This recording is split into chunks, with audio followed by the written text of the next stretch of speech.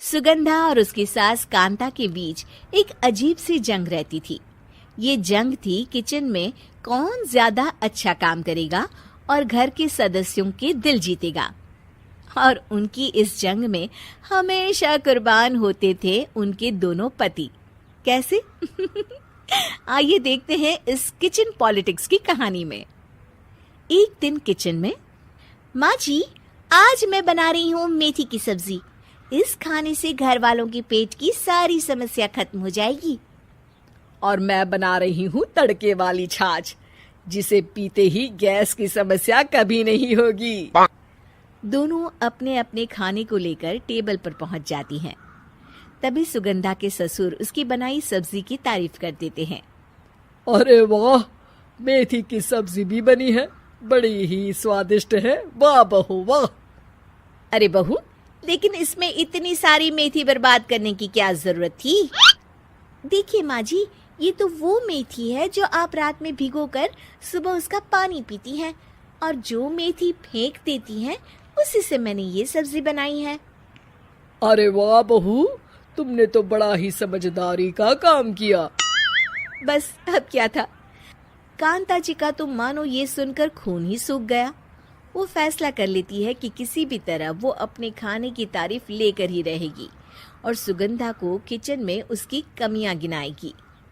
Kanta fridge खोलकर देख रही होती है और फिर सुगंधा से कहती है, अरे बहू, ये क्या, पूरा फ्रिज गंदा पड़ा है। तभी वहां सुगंधा का पति आ जाता है। वो सुगंधा को डांट कर कहता है, सुगंधा, तुम्हें कितनी बार कह रखा है कि वायरस फैल रहा है, साफ सफाई का पूरा ख्याल रखना है, लेकिन तुम किचन में इतनी गंदगी रखोगी तो कैसे चलेगा। सुगंधा सास की तरफ देखती है जहां वो मुस्कुरा रही होती है। सुगंधा समझ जाती है कि सास ने उससे बदला लेने के लिए ये सब किया है। दोनों रात के खाने की तैयारी में लग जाती हैं। दोनों ना एक दूसरे की तरफ देखती हैं और ना ही एक दूसरे से बातें करती हैं। रात को खाने की टेबल पर एक एक कर दोनों कई तरह के अलग अलग व्यंजन टेबल पर लगा देती हैं और अपने अपने पति के पास जाकर खड़ी हो जाती हैं। अरे खाइए जी खाइए, मैंने बड़ी मेहनत से बनाया है। प्लेट में वो खाना डालती हैं। सुगंधा भी दोनों की प्लेट में खाना डालते हुए कहती है, बड़ी ही मेहनत लगी है इस खाने को बनाने में। हाँ, दोनों को ना चाहते हुए भी सारा खाना खाना पड़ता है। कहीं दही तो कहीं मलाई तो कहीं मसाला। और इन सब के बाद दोनों बड़ी ही मुश्किल से अपने कमरे में सोने जाते हैं। लेकिन अगली सुबह सुगंधा का पति चिल्ला रहा होता है, हाय रे, हाय मेरा तो पेट खराब हो गया, हाय माँ बहुत दर्द हो रहा है। तो वहीं कांता के कमरे से भी कुछ ऐसी ही आवाज आने लगती है।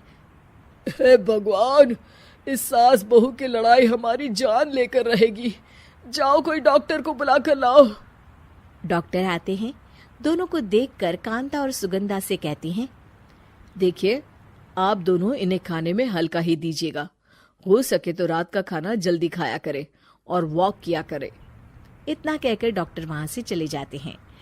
जिसके बाद एक बार फिर से दोनों बहुएं किचन में जाती हैं और खाना बनाने में लग जाती हैं।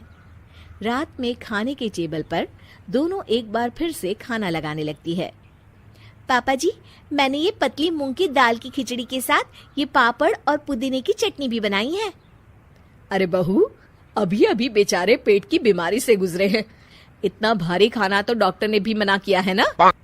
देखिए, मैंने आप दोनों के लिए सूप बनाया है।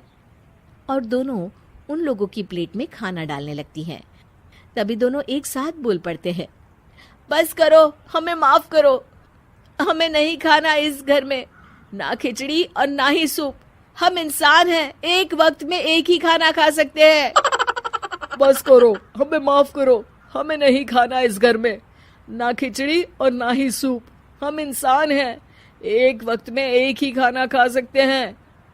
इतना कहकर वो दोनों वहां से चले जाते हैं। कहानी का अंत। आप लोग उम्मीद कर रहे होंगे कि अंत में सब ठीक हो जाएगा।